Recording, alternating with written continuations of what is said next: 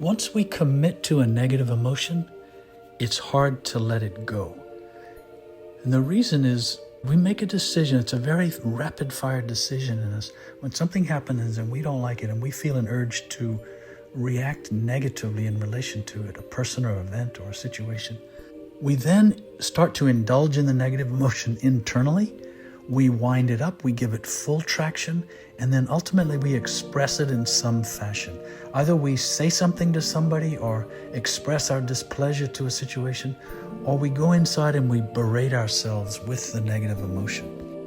And at this point, the reason it's hard to give up the negative emotion is if we choose not to express it. This is the main thing. If we choose not to display our negativity, it feels as though we're giving up our identity.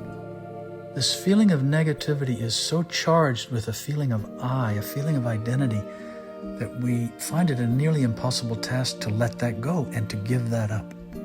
This is exactly why this technique, this tool, which is spoken about in detail in the Fourth Way, is so powerful and so valuable.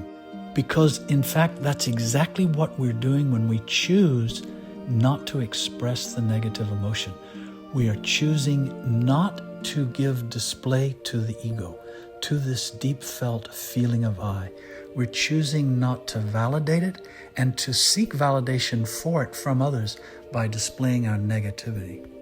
But in fact, this is our false identity. This is not who we are at our core. At our core, we are pure consciousness, but this is hard to realize at first. This persona we wear, this mask, this psychological cloak, or this series of psychological cloaks, really, that we walk around with in our world, in our daily life, and interact with other people from, this is our false sense of self. It is a mask, and it can be a useful mask. The trouble is we fail to realize it's a mask. We assume it's our identity, and that feeling of identity subsumes awareness. And the purpose of not expressing negative emotions in particular, because they carry such a powerful charge, is to not grant validation, to not grant permission to that part of ourselves. This is true self-denial.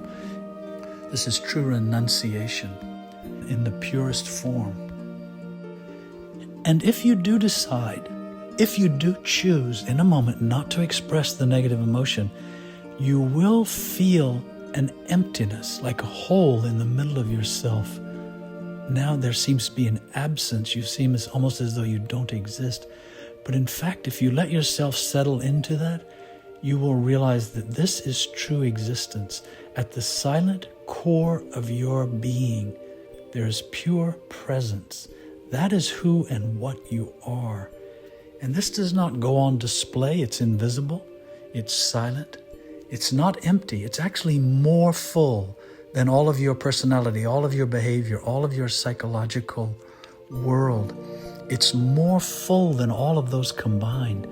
And yet, it's so subtle that it goes undetected. But that is who you are. And if you manage to not express, if you manage to withhold, to contain the outer expression of a negative emotion, and you understand why you're doing this, you will come more and more to realize yourself deep within.